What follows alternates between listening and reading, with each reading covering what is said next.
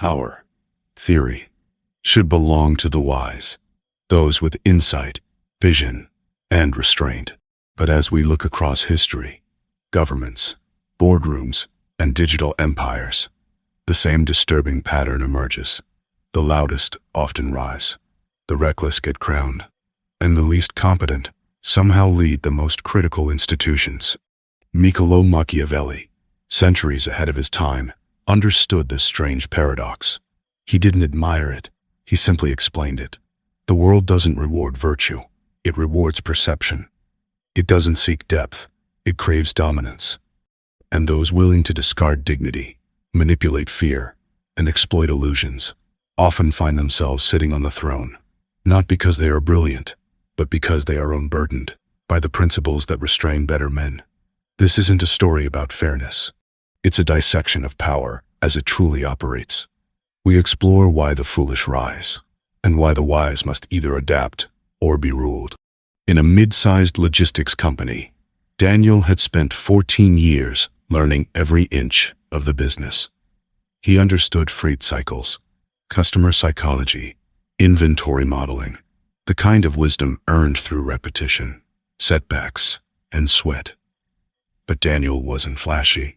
He didn't self-promote. He preferred solving problems in the background, thinking 10 steps ahead while others scrambled with half measures. Then came Oliver, new, confident, loud. He didn't know the business, but he mastered one thing: optics. In every meeting, he spoke in sweeping metaphors, quoting startup gurus and tossing around buzzwords like synergy and disruption. People laughed. He wasn't taken seriously at first. What Oliver lacked in substance, he made up for in strategy. He made friends quickly, complimented the right people, showed up to every social event, and made himself visible. Soon, executives started inviting him to high-level meetings, not because of what he contributed, but because of how he made them feel, energized, admired. Daniel was confused. He watched Oliver being promoted despite errors that would have sunk any other junior manager. But Oliver knew how to survive. He always shifted blame, exaggerated wins, and used charm as a shield. By the time Daniel spoke up about a flawed shipment model, Oliver had already secured a new title, regional director. Machiavelli warned, power doesn't go to the most competent. It goes to those who appear competent, those who perform confidence better than they understand results. While Daniel built, Oliver broadcasted. And in a system that rewards charisma over quiet intelligence, Oliver's ignorance was never punished. It was repackaged. Months later, Oliver botched a major contract, but instead of accountability, he gave a rousing presentation on navigating volatile markets. The board applauded. He walked out with a bonus. Daniel watched in silence, realizing this wasn't incompetence. It was theater. The real world, Machiavelli argued, isn't designed for merit. It's built around perception management. If you seem powerful, you are. And often, the most foolish are those least paralyzed by doubt, making them the most dangerous in rooms of quiet, cautious thinkers. In a prestigious private school, Emma was the top student, articulate, well-read, and disciplined. Her debate skills were unmatched, and her essays consistently earned praise from even the toughest faculty. But when it came time for the school to nominate a student council president, her name wasn't even floated. Instead, it was Jack, the class clown, known for skipping assignments and charming teachers with casual jokes. Jack wasn't feared, but he was liked. He had no policy ideas, no vision for the role, but he had charisma, and more importantly, he had momentum. Students rallied behind him because he made them laugh. He made them feel good. Emma tried to run anyway. Her campaign was logical, precise, and policy-rich. She detailed her plans for library access, student feedback systems, and even a peer mediation platform. But every time she spoke, Jack undercut her, with jokes, calling her the human calendar or Madam Spreadsheet. The audience laughed, and with each laugh, Emma lost. Machiavelli understood this cruel trick. When given a choice between entertainment and efficiency, the masses often choose the former, not because they hate competence, but because they are drawn to pleasure, not structure. Jack wasn't the best candidate. He was simply the most emotionally rewarding one. After Jack won, the student council dissolved into chaos. Budgets were ignored, meetings became parties, and nothing substantial was done. But Jack remained popular. He knew how to deflect, how to smile through disaster. And when the faculty tried to intervene, students pushed back, not because they loved his policies, but because they felt seen by him. Emma retreated, not because she wasn't capable, but because she realized the game was rigged. Merit alone doesn't win. Visibility, likability, and a well-timed joke often do. Machiavelli wasn't cynical. He was simply honest. In a world ruled by crowds, the crowd pleaser, not the best thinker, will often wear the crown. At a tech incubator in Berlin, two co-founders launched a productivity app. Clara was the coder, precise, driven, and methodical. She built the architecture, fixed bugs at 2 a.m., and optimized every feature through relentless testing. Her partner, Leo, handled business development, which mostly meant talking to people. Leo wasn't particularly strategic, but he had a skill that Clara didn't. He knew how to play the game. He wore the right clothes, said the right things in investor meetings, and could spin a failing metric into a story of disruption. He had no loyalty to truth, only to momentum. At pitch events, Clara stood quietly, while Leo dazzled the crowd. He made impossible promises. He claimed their app had 10 times user retention. When Clara corrected him privately, he shrugged. It's just positioning. No one checks. Investors believed him. The company secured funding. And soon, Leo was asked to speak at conferences as a visionary founder. Clara, despite doing 80% of the actual work, was reduced to a background figure. Machiavelli would not have been surprised. In his view, truth is only powerful if it serves power. Otherwise, illusion will always outpace it. Leo understood this instinctively. Clara, like many competent people, assumed the world was fair. It isn't. Eventually, the app floundered. But by then, Leo had moved on to a new startup, new stage, new investors. He left a trail of half-truths behind him, but no consequences. Clara shut down the company quietly, exhausted and invisible. Competence is essential, but power flows to those who shape belief, not just outcomes. And in the startup world, as in politics, foolishness, packaged as confidence, often beats wisdom that whispers. In a Midwestern city, the mayoral election came down to two people.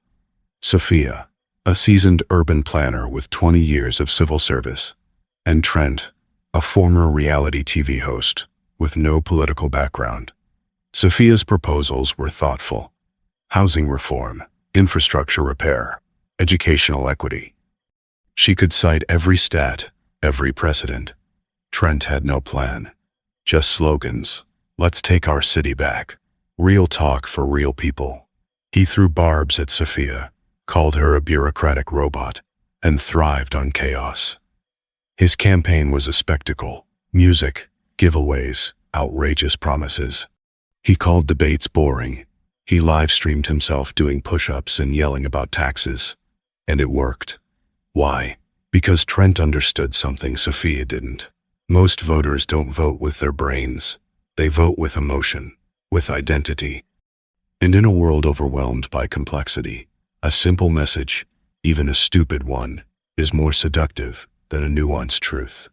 Sophia tried to fight back with facts, but facts don't go viral. Outrage does, humor does, fear does, and Trent, with his media skills, surfed that wave to victory. Machiavelli knew that leaders who seize power aren't always the wisest, just the least constrained. Trent didn't fear embarrassment. He didn't fear lying, and that made him dangerous, because without shame, there's no limit to how far a fool can rise. Sophia lost. The city paid the price. And Trent walked away with power, not because he deserved it, but because he wanted it more and was willing to do anything to get it. Raj was the most capable analyst in the financial department of a multinational firm. Quiet, exacting, and tireless, he could detect errors in projections months ahead and regularly bailed out entire teams with late-night number crunching. He believed his work spoke for itself. He didn't play politics. He didn't gossip. He just delivered. Then came the opening for VP of Finance. Raj applied, reluctantly. His colleagues assumed he was a shoo-in. But the job went to Talia, a friendly, loud former sales rep with little understanding of balance sheets, but an extraordinary talent for socializing. Raj was stunned. Talia couldn't lead a budget review without asking her assistant to explain half the slides, but she hosted team lunches. She praised her boss publicly. She dressed like an executive before she was one. She curated an image. This is where Machiavelli's warning echoes loudest. Power is not won by those who deserve it, but by those who act as if it already belongs to them. Talia didn't understand finance. She didn't need to. She understood influence. Once in power, Talia surrounded herself with yes-men and used charm to deflect from mistakes. Her department slowly became chaotic, but no one dared challenge her.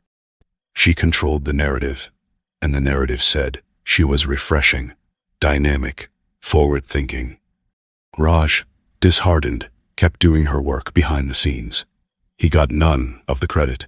Talia got promoted again, this time to the C-suite, all while Raj remained in the shadows, invisible, because he mistook competence for currency. This is the curse Machiavelli outlines. The more qualified you are, the more likely you are to hesitate, weighed down by ethics, process, and accuracy. But fools, they have no such burdens, and so they rise. Monica ran a government health agency during a turbulent pandemic year. She was a scientist first, cautious, data-driven, always waiting for peer-reviewed studies before speaking. Her public updates were detailed but slow, careful not to create panic or offer false hope. Meanwhile, a rival health figure emerged on social media. Dr. Zane, a chiropractor turned health expert. He wore a lab coat, spoke in urgent sound bites, and offered simple answers. Take this supplement, boost immunity, fight the lie. Zane had no credentials, no data, but he had followers. Millions. He spoke confidently. He didn't hedge. He sounded like authority, and in a world flooded with uncertainty, that confidence was addictive. Monica tried to counter with evidence. She published reports, did interviews, appealed to reason. But each time she explained the complexities of public health, Zane dropped another viral video, mocking her, simplifying her, reframing her honesty as incompetence. Eventually, politicians took notice. They invited Zane to hearings. He was telegenic, charismatic. Monica, despite her credentials, was slowly sidelined. Machiavelli warned that perception is more potent than truth. Zane wielded his ignorance like a weapon, unburdened by fact, free to say whatever thrilled the crowd. Monica, trapped by integrity, could not compete in that arena. And so, the fool gained influence, not despite his simplicity, but because of it. People don't always want reality. They want clarity, and fools offer it, even if it's a lie. Lucia joined a global consulting firm, fresh out of a top university. She was efficient, thoughtful, and had a gift for making broken systems work again. But her peer, Brian, was different. Loud, aggressive, and constantly pitching himself as a future leader. Brian made errors. His reports were sloppy. His assumptions often backfired. But when he failed boldly, with confidence, laughter, and an excuse. He blamed the market, the client, the intern, anyone but himself. But when he succeeded, even by luck, he made sure everyone knew. He looped in partners, broadcasted learnings on LinkedIn, and quoted Sun Tzu in emails. He crafted a myth around himself. Lucia, meanwhile, quietly covered for his mistakes. She didn't advertise, she just worked. But as promotions rolled out, it wasn't her name in the announcements. It was Brian's. She confronted her manager. "He's all style. I'm the one fixing the mess." The manager sighed. "I know, but he acts like a leader. That matters." Machiavelli's ghost might have whispered, "It is not necessary to be good, only to seem good." In the game of power, optics outweigh reality, and Brian, though foolish in function, was masterful in image. Lucia stayed, but she changed. She learned to speak louder, to brand herself. And slowly, she became untouchable. Not because she changed her mind, but because she finally accepted the rules of the game. Machiavelli, with his unflinching realism, didn't romanticize leadership. He saw it for what it often becomes: a theater of perception, not merit. The most foolish people frequently rise to power, not because they deserve it, but because they are unburdened by the very things that weigh down the wise: hesitation, integrity, and the search for truth. Fools move fast, speak loud, and embody certainty.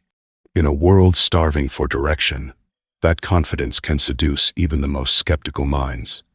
This is not to say that every powerful person is a fool, but many are performers.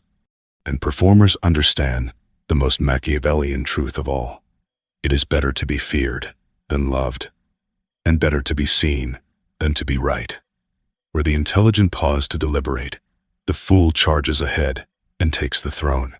But this lesson is not one of despair. It is a call to adaptation. Those who are competent must learn the language of visibility.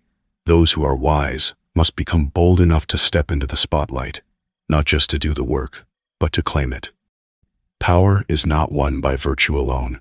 It is taken by those willing to wear it. In the end, Machiavelli doesn't urge you to become foolish. He urges you not to be naive. Know the game, know the players, and above all, don't mistake goodness for strength.